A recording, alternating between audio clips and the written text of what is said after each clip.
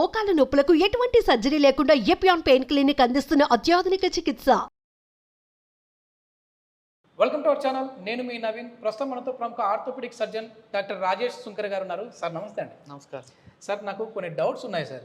ఏంటంటే మోకాల నొప్పులు ఉన్న వాళ్ళు ఎట్లాంటి ఫుడ్ తీసుకోవాలి, ఎట్లాంటి ఫుడ్ తీసుకోకూడదు అనేసి.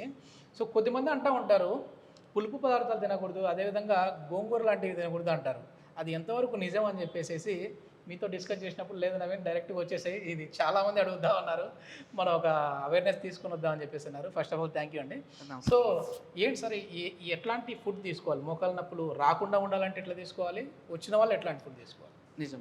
హలో అండి, ఇది చాలా మోస్ట్ కామన్ క్వశ్చన్ అనమాట. ఎందుకంటే అందరూ ఏం చెప్తారంటే చాలా వరకు ట్యాబ్లెట్స్ ఇచ్చి ఇవి వాడండి తగ్గిపోతాయి, ఆ ట్యాబ్లెట్ వాడితే గుజ్జు పెడుతుందని చెప్తారు. కానీ లైఫ్ స్టైల్ చేంజెస్ అనేవి చాలా తక్కువ అవేర్నెస్ ఉంది మనకి. ఈ లైఫ్ స్టైల్ చేంజెస్ గురించి, ఫుడ్ చేంజెస్ గురించి నేను మీకు క్లియర్గా ఎక్స్ప్లెయిన్ చేస్తాను. ఇప్పుడు చూస్తే మనకి మోకాలు నొప్పులు ఏమంటారంటే ఆస్టియో ఆర్థరైటిస్. అర్థమవుతుందా? ఇందులోనే పెద్ద లొసుగుంది. ఐటిస్ అంటే ఏంటంటే ఇన్ఫ్లమేషన్ అనమాట. ఓకేనా? యాక్చువల్గా ఇది ఇన్ఫ్లమేటరీ డిసీజ్ కాదు. సో ఇది ఒక మిస్నోమర్ అనమాట. ఇదేంటంటే డీజనరేటివ్ డిసీజ్ అంటారు. అంటే ఎక్కువ వాడడం వల్ల బరువు ఎక్కువ పడడం వల్ల అరిగిపోయే డిసీజ్ని దీన్ని డీజనరేటివ్ డిసీజ్ అంటారు. సో ఇందాక నువ్వేమన్నావు అంటే దీంట్లో పులుపు పదార్థాలు తినకూడదు అని అంటారని అన్నాడు కదా. మోస్ట్గా దీంట్లో మనకు కావాల్సినవి ఏంటంటే, ఇది ఎందుకు వస్తుందంటే సైనోవియం కార్టిలేజ్ ఈ రెండు డౌన్ అయిపోవడం వల్ల ఈ ప్రాబ్లం అనేది మనకి వస్తుంది అనమాట. Okay okay. సో దీన్ని పెంచే ఆహారం ఏంటి అనేది మనం తెలుసుకుందాం ఇప్పుడు. ఫుడ్ లోపల కావాల్సిన main important thing sulforaphanes and antioxidants. Okay. ఇవి ఎందుకు ఉపయోగపడతాయి? ఇప్పుడు మనం చూసుకుంటే ఇది జాయింట్ కదా. ఎస్. దీని లోపల నుంచి కార్టిలేజ్ లోపల, ఇది కార్టిలేజ్ అనమాట. ఈ ఎడ్జెస్ కార్టిలేజ్ అంటాం. ఓకేనా? సో దీని నుంచి ఇవి బయటకు వస్తాయి అనమాట, ఫ్లూయిడ్స్. ఇది మనకి కావాల్సిన సైనోవియల్ ఫ్లూయిడ్ అనేది బయటకు వస్తుంది. సో ఇది బయటికి రావడానికి ఉపయోగపడేది ఏంటంటే ఈ సల్ఫోఫెరాన్స్ అనేవి మనకి హెల్ప్ చేస్తాయి అన్నమాట. Okay okay. అర్థమవుతుందా? ఇవి ఎందులో ఉంటాయి సార్ రిచ్? ఈ ఫుడ్. నెక్స్ట్ ఫుడ్లో ఇది ఫుడ్ దేంట్లో ఎక్కువ ఉంటుందంటే ఒకటి క్యాబేజ్, ఓకే, ఇంకోటి బ్రొకోలీ. ఇవి దీంట్లో చాలా రిచ్గా ఉంటాయి మనకి. ఓకేనా? నెక్స్ట్ ఇప్పుడు ఇంకోటి ఏంటంటే ఆటోమేటిక్గా మనం నడుస్తుంటాం, తిరుగుతుంటాం, పరిగెడుతున్నాం. సో ఇప్పుడు ఏ మనిషికైనా కానీ లోపల మైక్రోస్పెక్స్ అనేవి జరుగుతాయి, నానోస్పెక్స్ అంటాం. అంటే ఏంటంటే చిన్న చిన్న డ్యామేజ్లు జరుగుతాయి. కింద పడుతున్నప్పుడు, లెగుస్తున్నప్పుడు చిన్న చిన్న డ్యామేజ్లు జరుగుతాయి. సో దీనికి ఏంటి, మనం ఏమన్నా మందులు వాడతామా? వాడం. ఆటోమేటిక్గా హీల్ అయిపోతుంది. ఎలా హీల్ అయిపోతాయి అంటే because of these antioxidants అనమాట. ఓకేనా? ఈ యాంటీ ఆక్సిడెంట్స్ అనేవి వీటికి ఆటోమేటిక్ హీలింగ్ కెపాసిటీని మన బాడీకి ఇస్తాయి. సో ఆ యాంటీ ఆక్సిడెంట్స్ దేంట్లో ఉంటాయి? ఫ్రూట్స్లో అయితే vitamin C rich fruits.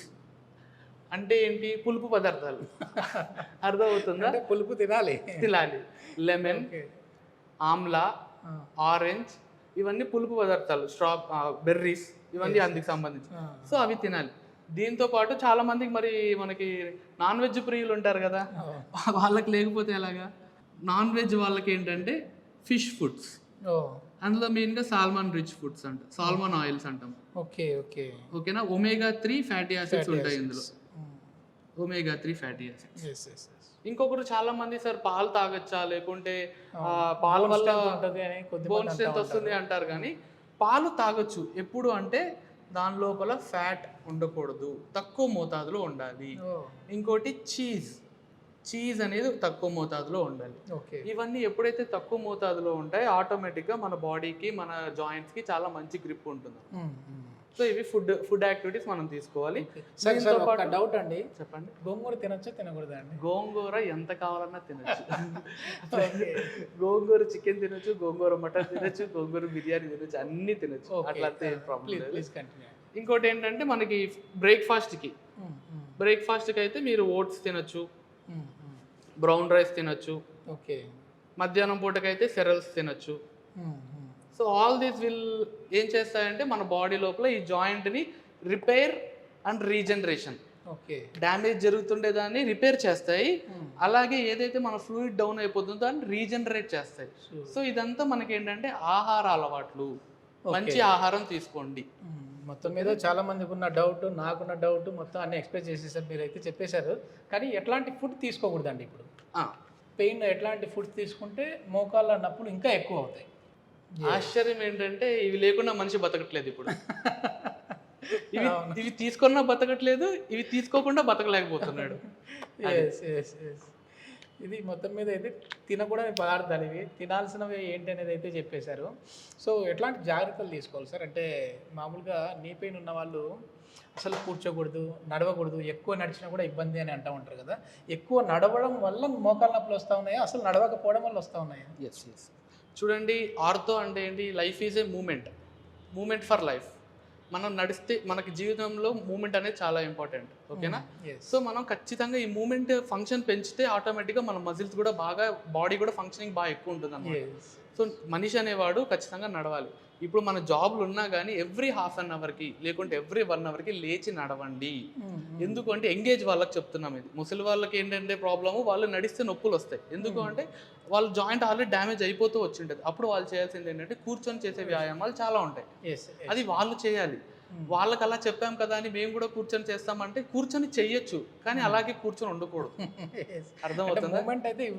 Moment అనేది ఇవ్వాలి ఖచ్చితంగా. ఎంత మూమెంట్ చేస్తే ఆటోమేటిక్గా ఇప్పుడు ఇలా అంటున్నానంటే అర్థం ఏంటంటే ఈ కండ కాంట్రాక్ట్ అవుతుంది, ఈ కండ కూడా కాంట్రాక్టే అవుతుంది. సో ఈ రెండింటి వల్ల ఏమవుతుందంటే ఒక ఎలక్ట్రిక్ సర్క్యూట్ అనేది బోన్కి పాస్ అవుతుంది.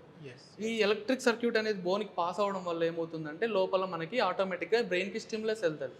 దానికి అక్కడ ఎముకలు వీక్ అయితే గట్టిపరచాలి, లేకుంటే డ్యామేజ్ అయితే దాన్ని హీల్ చేయాలి.